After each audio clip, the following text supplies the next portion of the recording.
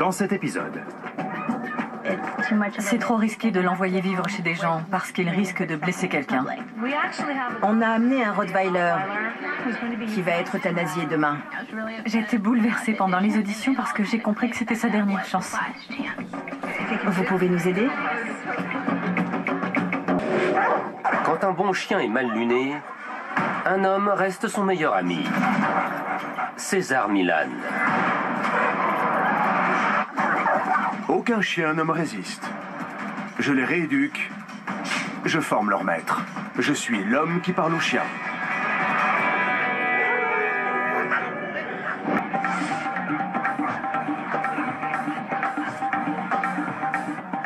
Tout commence un dimanche matin à Orange County. Plus de 2000 personnes viennent avec leurs compagnons à quatre pattes et tous leurs espoirs, bravant les embouteillages, la foule et les prises de bec.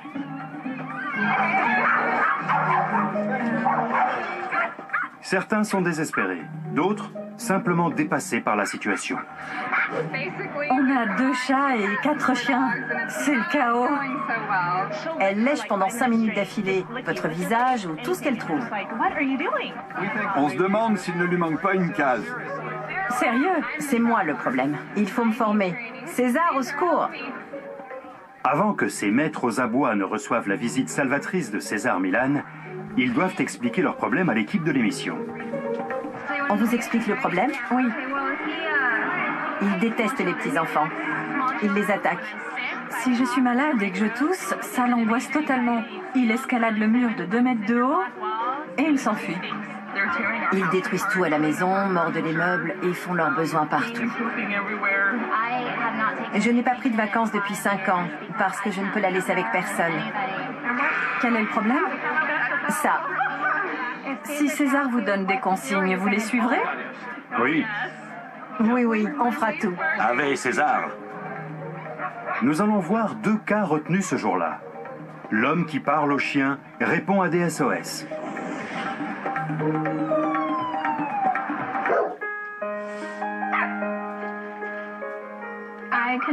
Je ne peux pas imaginer ne pas m'occuper d'animaux et vivre sans eux. Des rats aux chevaux, je les aime tous. Brie Justice, 16 ans, a toujours passionnément aimé les animaux. Les gens nous disent qu'on a un vrai zoo. Ça a commencé quand elle avait 6 ans et qu'elle a eu son premier chat. Et ça ne s'est jamais arrêté. Mais chez elle, c'est plus que de la générosité. Elle leur sauve vraiment la vie.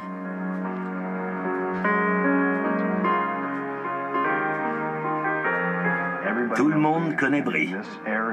Dans le quartier, c'est elle qui gère toutes les adoptions d'animaux. C'est toujours la même histoire. Tout commence avec un chien ou un chat qui est trop vieux, qui a un problème de santé ou de comportement et qui risque de mourir. Notre famille et nos amis suivent ça de près et du coup, ils en ont tous adopté. On me dit toujours, tu ne peux pas sauver tous les animaux. Je réponds, je peux au moins essayer. Quand elle avait 12 ans, Brie est devenue bénévole au refuge de la région.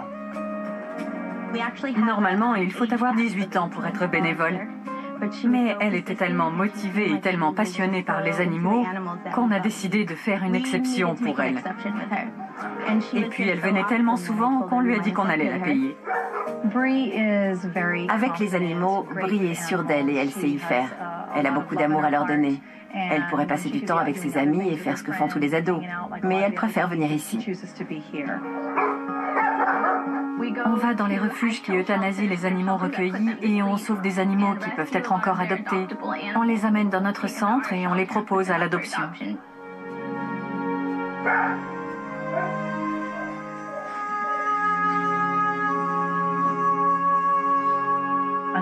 Malheureusement, certains chiens sont difficiles à placer. Ceux qui ont des problèmes ne peuvent pas être adoptés. Parmi ceux-là, il y a Apollo, un Rottweiler d'1 an. Dès que quelqu'un approche, il devient très agressif. Et c'est de pire en pire depuis qu'on l'a. Il est très agressif avec les hommes. Mais avec Brie, il est doux comme un agneau. La première fois que je l'ai vu, il a essayé de m'attaquer. Dès que je rentrais dans sa cage pour le nourrir, il essayait de m'attraper les chevilles. Si j'essayais de lui mettre une laisse, il s'approchait pour me mordre. Mais j'ai compris qu'il avait juste peur. Un jour, je l'ai emmené à la plage et on s'est promenés en ville, tous les deux. Depuis, il m'aime. Brie a proposé de l'emmener chez elle pour l'adopter. Mais elle a un frère, un beau-père et d'autres hommes dans sa famille. Donc c'était trop dangereux. Après 10 mois au refuge, la situation d'Apollo devient critique. C'est trop risqué de l'envoyer vivre chez des gens parce qu'il risque de blesser quelqu'un. Mais si on ne lui trouve pas de foyer, malheureusement, on sera obligé de l'euthanasier. Pour trouver une solution et sauver la vie du chien, Brie et ses collègues tentent le tout pour le tout. Elles se présentent aux auditions dans l'espoir que César leur vienne en aide. Le lendemain, un lundi, Apollo devait être euthanasié. Alors on l'a mis dans la voiture et on y est allé. Au moins, on aurait tout fait pour le sauver.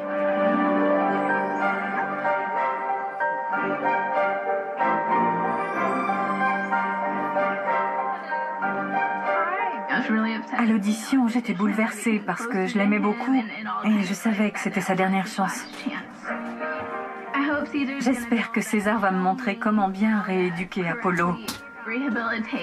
Comme ça, la directrice verra qu'il peut être sauvé. Je suis bénévole à la SPA d'Huntington Beach. On est venu avec un Rottweiler qui doit être euthanasié demain parce qu'il est agressif. On ne sait plus quoi faire, alors on a décidé de venir ici. Peut-être que vous pourriez nous aider? Eh ben, on voyait dans les yeux d'Apollo qu'il était plein d'amour et qu'il voulait être un bon chien. Il voulait avoir une famille et être adopté par des gens. il attaque les gens? Les hommes, juste les hommes. Il n'arrivait pas à se remettre d'avoir été maltraité par un homme. Donc il était terrifié, il avait peur et il était tout le temps sur ses gardes. Il reste dans sa cage et grogne. Il est désespéré. C'est triste parce qu'il aime beaucoup certaines personnes. Il veut être votre ami et jouer à la balle. Si on pouvait avoir un petit mot de César disant « Ne l'euthanasiez pas, on va l'aider », ça nous donnerait quelques jours ou une semaine de répit. D'accord. Ne l'euthanasiez pas demain. J'ai votre numéro de téléphone. Prends son numéro aussi. On va trouver une solution. Ne faites rien. Ce serait merveilleux. Merci infiniment. César, qui a toujours eu un faible pour les Rottweilers, décide de voler au secours de Brie et Apollo et de relever le défi. Avec toi, ça va? Oui, mais je suis la seule. Il a fait confiance à un homme qui travaillait au refuge. Il l'a ramené chez lui pour l'adopter, mais là, il l'a mordu et il a attaqué un enfant. Alors il l'a rendu. Mais il a attaqué un homme plus vieux. Oui, un homme qui nettoyait sa cage. Il est entré pour enlever les couvertures par terre, mais il l'a mordu. Je suis sûre qu'il était stressé. Quand on peut l'emmener faire une grande balade, il est en confiance et tout va bien. Mais c'est quand il est enfermé que c'est dur. C'est trop risqué. Il faut que je lui apprenne à faire confiance. Il faut mettre plein de monde autour de lui. Une bonne dose d'affection. Il faut qu'il soit entouré de petits-enfants, de femmes, de personnes âgées et d'handicapés. Un peu de tout. Pour qu'il se dise « Je n'ai rien à craindre quand il y a plein de gens ». Il est comment avec les chiens? Super. Il adore les autres chiens. Quand il est avec eux, ça va nettement mieux qu'avec les humains. Là, il se dit, je peux faire confiance à ce chien, c'est OK. Il lui faut une meute. Il faut des chiens pour l'aider à faire confiance. J'adorerais le prendre chez moi, mais je peux pas. J'ai déjà 3 chiens, dont un qui vient du refuge. Celui-là, il faut le placer. Tu en as déjà beaucoup. Pour que je t'aide, il n'y a qu'une seule solution. Il faut que je l'emmène au centre. Si tu veux bien, on peut y aller aujourd'hui. Ça va prendre un peu de temps. Ce que je peux faire, c'est créer une stratégie pour l'aider à faire confiance aux humains. Ensuite, je t'apprendrai cette méthode, au cas où on ne trouve aucun humain pour lui dans notre centre. C'est le destin. Ça fait longtemps qu'on n'a pas eu de Rottweiler. Si tu es d'accord, on peut l'emmener maintenant. Ça ne sert plus à rien de discuter. Allons-y. Merci. Ça va aller.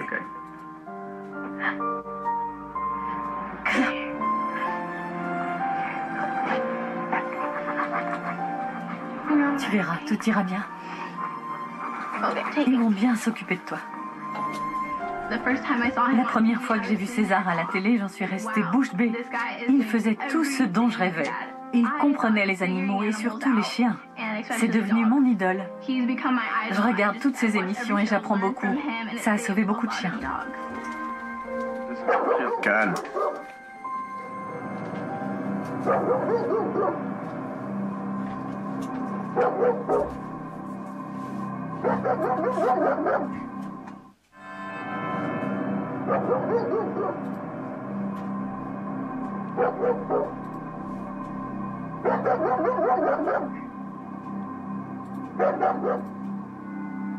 On sait qu'on peut l'amadouer si on l'emmène se promener.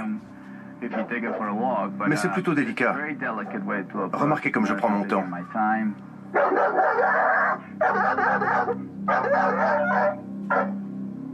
Ces cris plutôt aigus, c'est de la panique, typique. Ceux qui ont peur n'essaient pas forcément de mordre. Ils veulent surtout s'enfuir.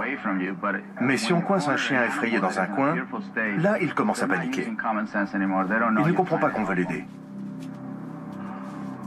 Le cerveau ne peut pas rester stressé très longtemps. Il finit par se calmer.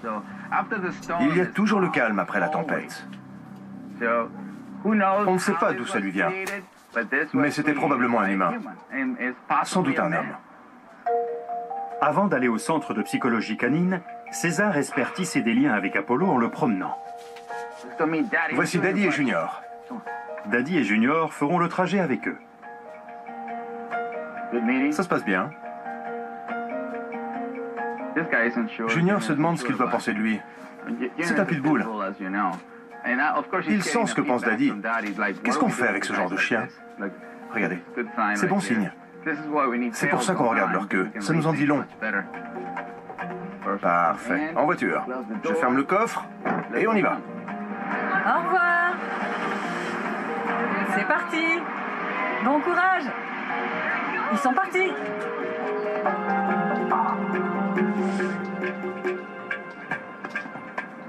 Visiblement, il a appris à se méfier des gens. C'est comme ça que la peur est née. Le plus étrange, c'est que la seule personne qui peut aider Apollo, c'est quelqu'un dont il se méfie.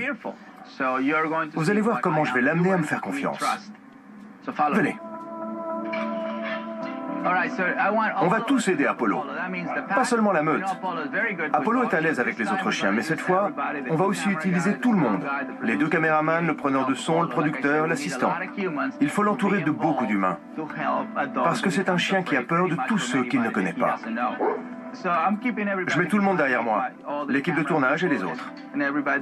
Les chiens peuvent aller devant pour créer une autre atmosphère. Regardez, il est là-bas. Vous le voyez là-bas? Il s'est mis dans le coin, donc il se cache.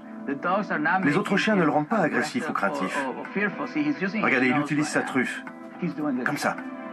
Il y a juste les chiens. C'est quand les humains approcheront qu'il aura peur. Si on s'avance, on doit être calme et sûr de soi. Sinon, il attaquera.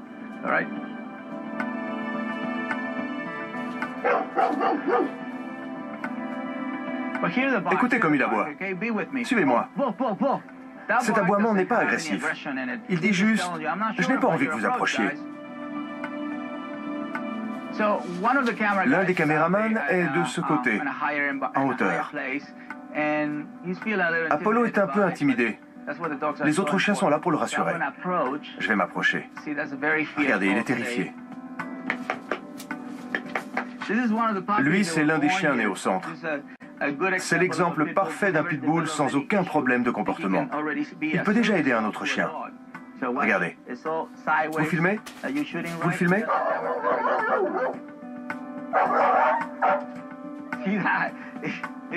Si on réagit mal quand il attaque, on devient une cible. Voilà.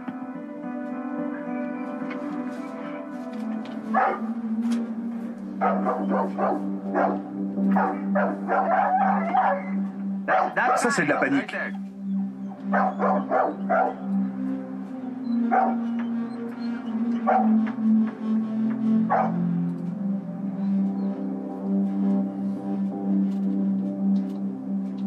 Parfait. Il essaie d'aller vers ceux qui ne l'inquiètent pas. Voilà, c'est bien qu'il soit là. Plus il avance à découvert, mieux je peux l'aider. Je pourrais lui passer la laisse.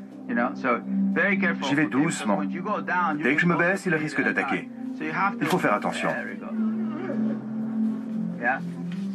Il essaie de me faire confiance.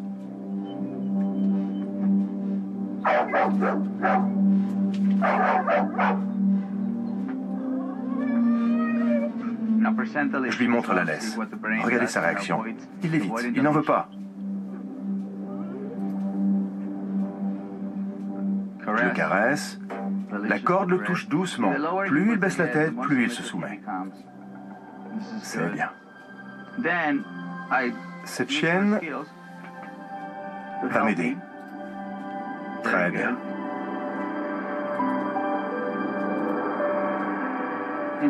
Elle va me l'amener. Je lui donne de l'affection à elle et ça permet à Apollo de se rapprocher de moi. Il n'est plus agressif, il n'a plus peur. C'est un progrès. Parfait. Ne bougez pas trop vite, pas trop vite. C'est très bien. C'est très bien. Elle me l'amène. Je sais qu'elle m'aime. Je suis comme son père.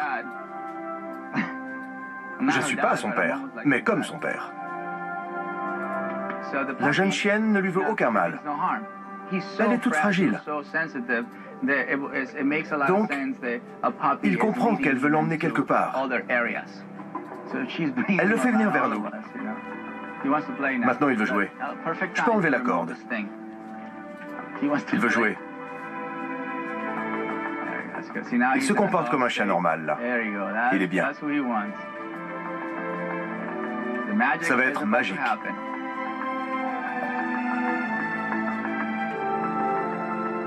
Vous avez vu?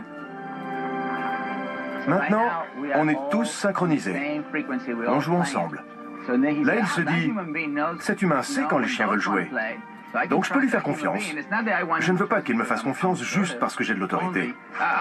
Je veux que ce soit aussi parce que je joue avec lui, que je lui donne de l'affection et de la nourriture, et que je le promène.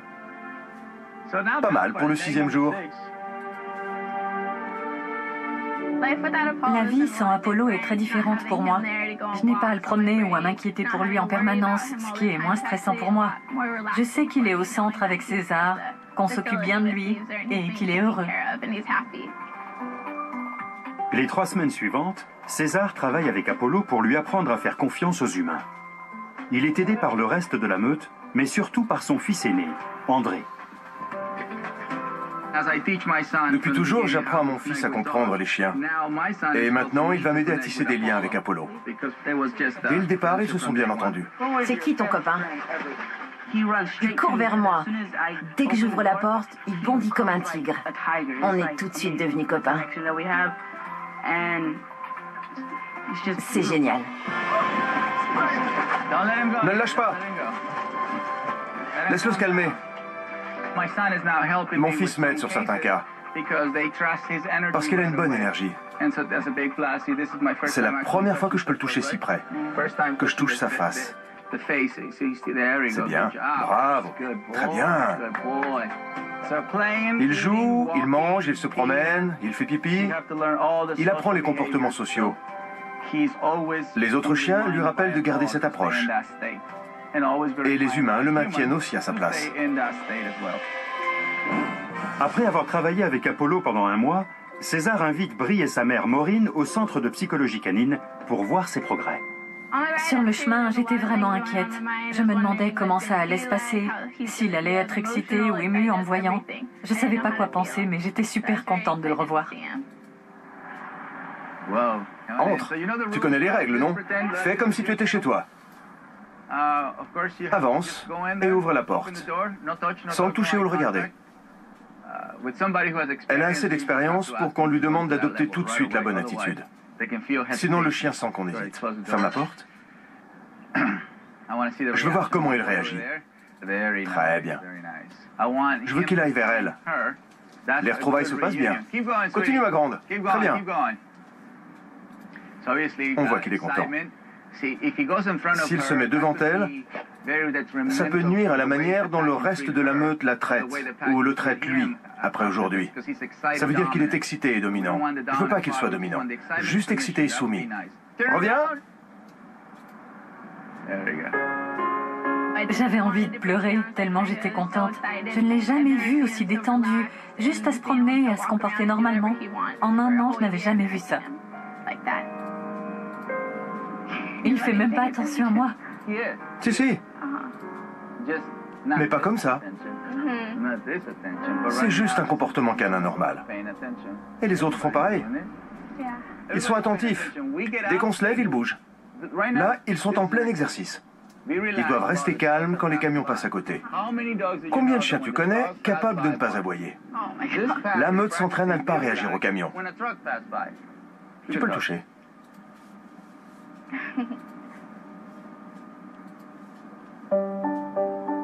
C'est très bien. Maintenant, fais comme ça. Ça influe aussi sur toi. Tout va bien. Non. On ne sait pas ce qui lui est arrivé. Mais c'est un endroit sensible pour lui. Ne le touche pas là. Ça le gêne. Il a été fragilisé. Si toi tu es ému, c'est une énergie trop douce. C'est trop faible. Priorité, arrêtez l'affection. Quand il aura repris ses esprits, recommence à lui donner de l'affection. Regarde, ça lui est passé. Oui, c'est passé. Il s'est détendu. C'est fini. On va continuer à travailler sur son point sensible. Quelqu'un l'a frappé ou lui a fait du mal à cet endroit de son corps. C'est pour ça qu'il faut travailler là-dessus. C'est un point très important. Il a récupéré au moins 80% de comportement, mais il a encore ce type de réaction. On doit lui montrer des balais, d'autres objets qui risquent de lui faire peur, comme par le passé, pour qu'il apprenne que ce n'est pas dangereux, qu'il ne craint rien, en le faisant plusieurs fois. Touche-le encore à cet endroit. Elle s'en est parfaitement tirée. Rien que le fait d'être capable de gagner la confiance d'un chien aussi marqué, ça en dit long sur elle. Le plus positif, c'est qu'elle aime profondément les animaux. C'est évident. Parce qu'elle a donné une chance à un chien sur lequel personne ne misait. Vous pouvez enlacer votre fille. Parfait. Génial. Je t'envie. Tu vas vivre ici. Dans le meilleur des cas, Apollo sera dans une famille avec des enfants et d'autres chiens. Il ira se promener et aura une vie normale de chien. C'est un rêve qui devient réalité. Je n'aurais jamais cru qu'il aurait une seconde chance. Plus la rééducation d'Apollo avance, plus il est à l'aise avec les humains. Il participe même à d'autres épisodes de la série. Restez calme. Là, c'est un Rottweiler. Encore un autre chien? Ça va. Et André est toujours heureux de le revoir. À chaque fois que je rentre à la maison, je fonce dans le garage pour voir s'il est là. Ça ne s'explique pas. C'est vraiment cool d'être copain avec un Rottweiler. Au bout de 2 mois, César pense qu'Apollo est prêt à être adopté. Comme je comprends les chiens, je suis très attentif à l'énergie dégagée par une relation. Et quand elle est positive, c'est le signe qu'on est fait l'un pour l'autre. Mon fils Calvin m'a aidé à rééduquer Coco, un chien qui a souvent participé à la série. Aujourd'hui, c'est un grand jour pour notre famille. Surtout pour André, parce qu'il a demandé à avoir un chien à lui. Et ce sera Apollo. Dès le départ, le courant est passé entre eux. Comme quand Calvin a rencontré Coco. André a 13 ans et il est prêt pour un Rottweiler, qui est une race puissante. Et ce chien a besoin d'encadrement. Je suis ravi pour lui, parce qu'il a été élevé avec 13 Rottweilers. C'est un grand jour. Ça va être génial. André, tu veux bien venir? Ferme la porte.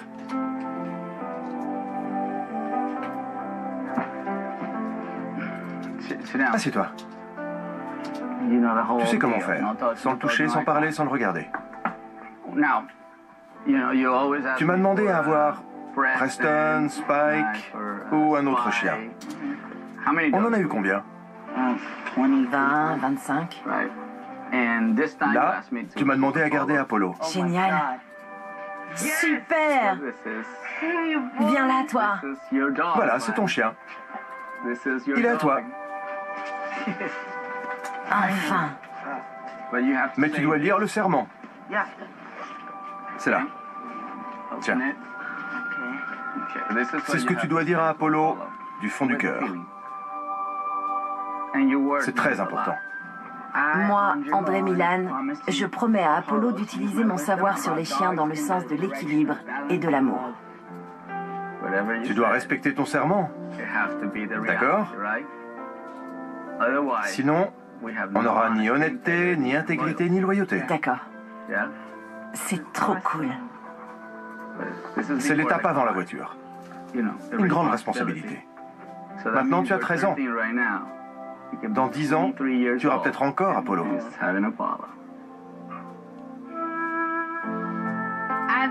Cette expérience m'a appris beaucoup. Elle m'a ouvert les yeux. Un chien aussi compliqué qu'Apollo peut être sauvé. Je sais qu'il ne faut jamais baisser les bras.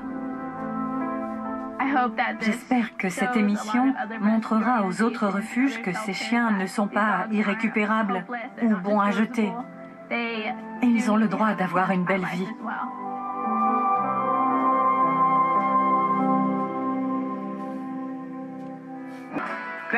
Grâce à mon fils André, Apollo est parfaitement rééduqué. Tu as filmé? Je suis très fier de toi, fiston. Si vous avez des problèmes avec votre chien, consultez un expert près de chez vous. En attendant, soyez calme et sûr de vous.